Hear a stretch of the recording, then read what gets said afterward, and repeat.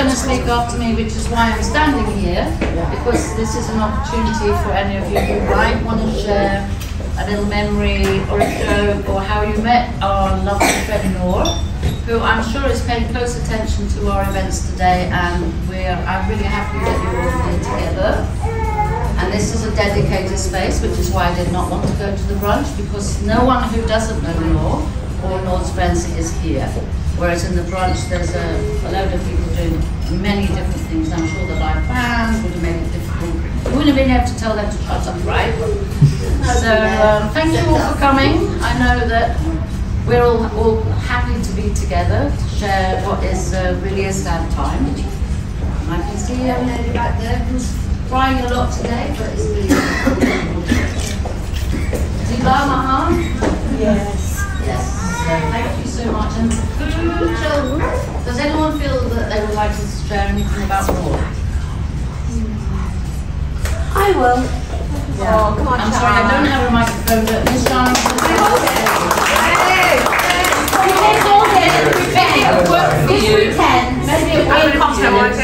Maybe I don't even remember where I met him because I should know him so many different places through so many different friends. But I've got a couple of things. First of all is that I remember being at the Wembley brunch when it was really very lively, and today was great, but really, it was really going. But I had this hangover in hell, and I remember sitting there and I was like, oh. And I said, what I need really is some salt beans, which of course is a prescription for here. And so then what he did, he said, I've got some of those, obviously working in Nassau Pharmacy. He walked in the heat of the sun over the desert to his apartment block, came back with this box of Solpadeines, which saved me. And I just thought, and he looked like he'd been walking through the desert probably for about an hour or so. God love him. That's the one thing I remember. And then we were in touch a lot. And when I saw him in December, as I think a few of us did, we made arrangements for me to go visit him. And I thought, I love that. And he said, well, I'm only half an hour away on the train from King's Cross. Let's go and do London and just go mad in London. And I was really looking forward to it. And last month I contacted him and I said, right, you've not been on Facebook for a while, you've either been banned, well, she often was. And he said, and then he said, actually, I've not been well. And he said, I've been in hospital for 4 weeks with gallbladder infection, and then I was back home, and then I went back into hospital again. And I said, he said, I'm all right now. I said, so is it always still on for London? He said, oh yeah, definitely. And of course, a month later, I can imagine how we're all feeling now after that. What a wonderful man. And the kindest man. Right, next. Wait, what happened? It stays in London.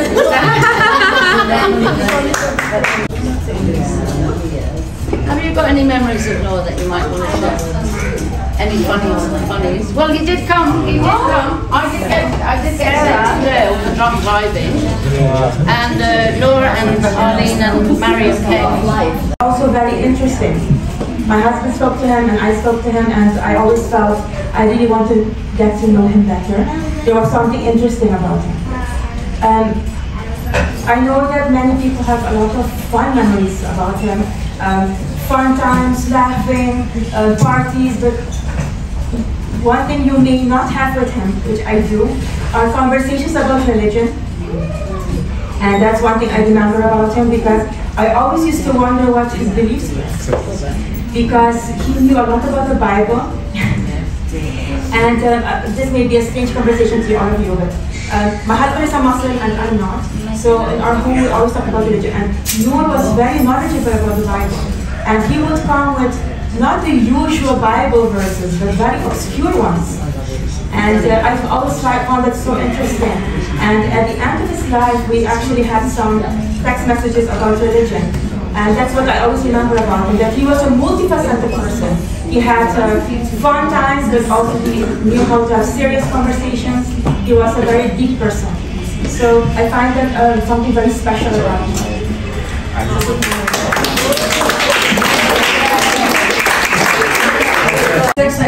Back and forth before he died, and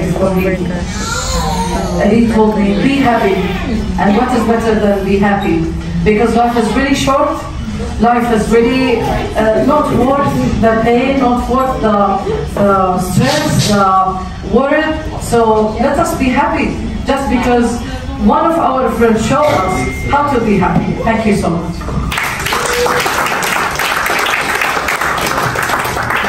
Very nice. I didn't know Noah that well. I didn't meet him very often.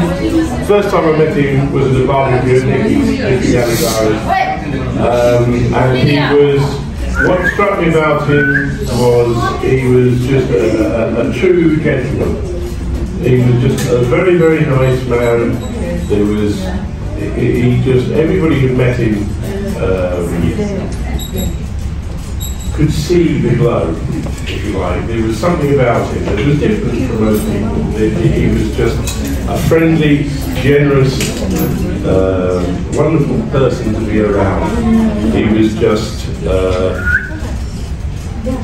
he was generous with his time. I remember speaking to him. I remember talking to him for about an hour at Nicky Galadari's that night, and it was just, and I'd never met him before, and it was like he was an old friend. He was just a wonderful, wonderful person and a true gentleman, and the world was a worse place without him. Yes.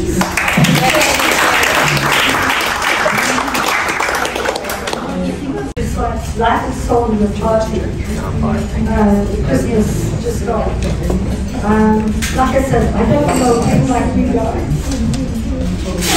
He was so kind to me. Just raise your glasses, guys, because you have a big heart. So please, can you just all raise your glasses to him? To Lord. Thank you, Susan. Thank you. To Lord, yeah. And can we also say to Arlen? To Arlen, yes. We're actually here with Arlene, helping her. 13 years ago or something, a friend was leaving Bahrain and she said he had no friends and could I meet him, and we met him, and since that day he came to Christmas every single year, even though we did have a lot of arguments, political and stuff, but we always bounced back and we were friends. And he kept telling me the last couple of days before we stopped communication, it's terminal, but I just couldn't even answer him. I just didn't know what to say, and it's just a big loss. And funny enough, my dog died a few days later, and it was his favourite dog. So, and it was very little Archie, and he was a very nervous dog. So to me, that means Archie and Noah have gone together. He's taken Archie with him. And this is a bit cheeky of me, but I've got a tin over there. I wouldn't mind if anyone would put some coins in just so that we can give it to the animal rescue, because Noah really loved his cat. And that's it really, we're just really missing him badly, and Christmas will never be the same. Okay?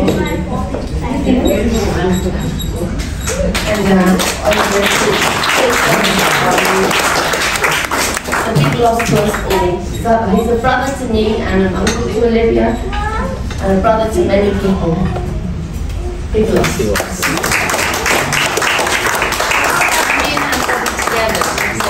One each. How about you? Okay, I'll say a few words. Together, these two. Go ahead.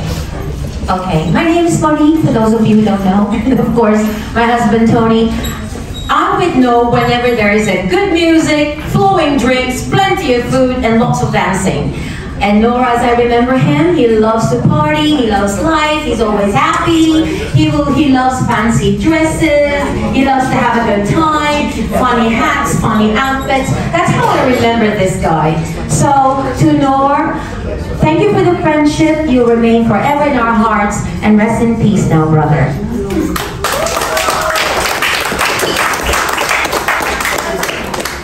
Any last words? Please don't forget to sign the book on the way out. And I'll have to put the music back on. And if you want to hang around, there's a...